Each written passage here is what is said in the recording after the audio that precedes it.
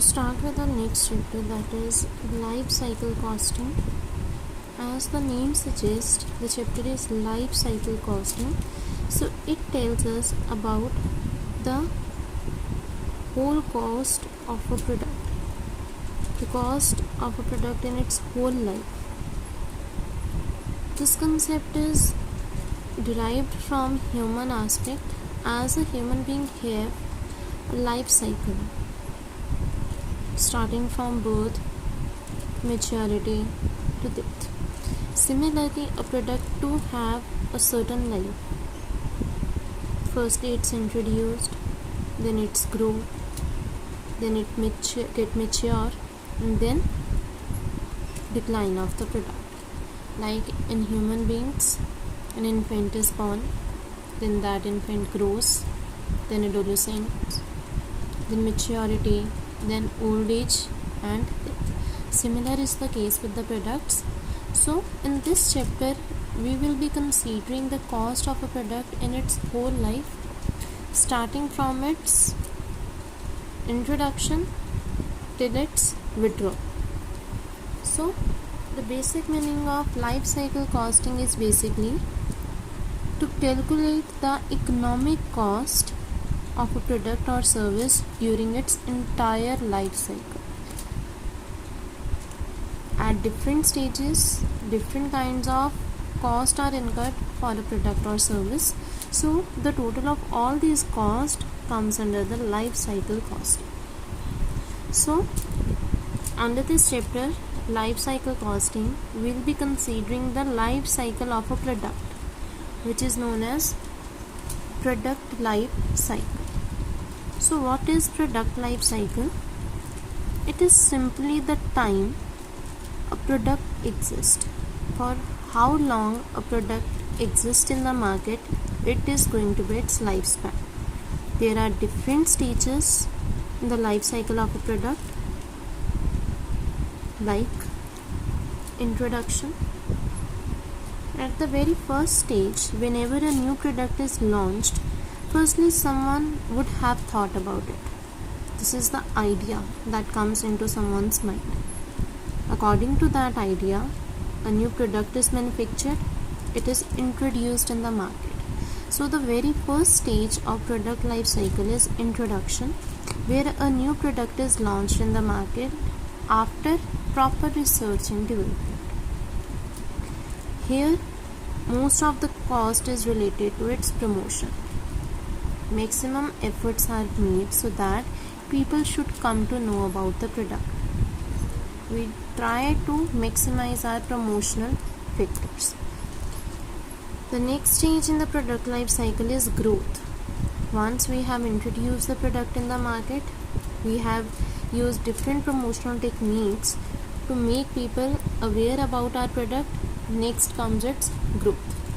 At this stage, now people are aware of the product.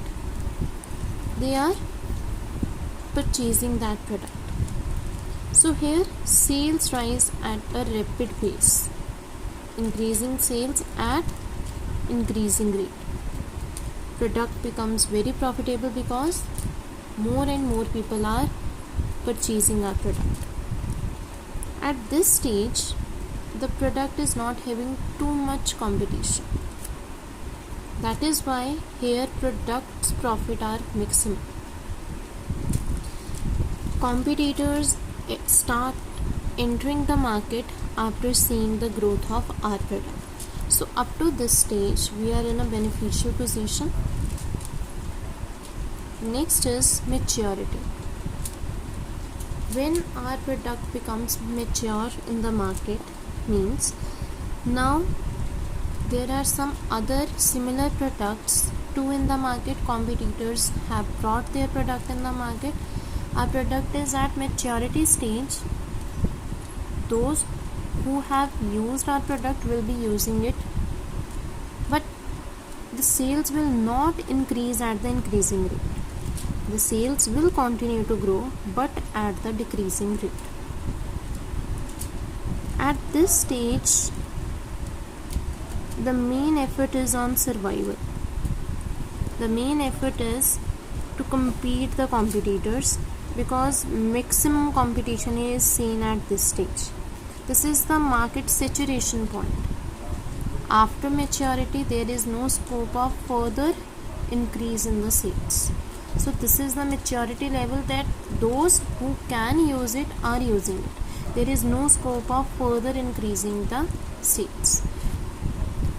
At last comes the decline or withdrawal stage. Now, people have different options. Your product is not that much beneficial for them anymore. They want something new. It might be due to change in taste, change in inventions, change in technology. New innovative products are in the market by the competitors, by different firms. There is intense price cutting. To hold the customers, you start cutting the price of the product. You start giving offers, but at this stage, people start using different products. The reason can be change in taste, change in preferences, change in technology, and so on. So this is the decline stage. The sales of your product starts decreasing, and eventually it reaches a point when there is no sale of the product, and that is known as the withdrawal stage. Because there are no customers of your product in the market anymore, you will be withdrawing your resources from that product so that those resources can be used for some other product and you can earn the profits. So these are the different phases of a product life cycle. It will be more clear from the following diagram. See, we are having different stages like introduction, growth, maturity, decline, and withdrawal. During introduction, your sales start increasing eventually. It goes increasing and increasing. At maturity, it is at peak. Everyone who can use your product, who wants to use your product, you want to make them your customers are using your product.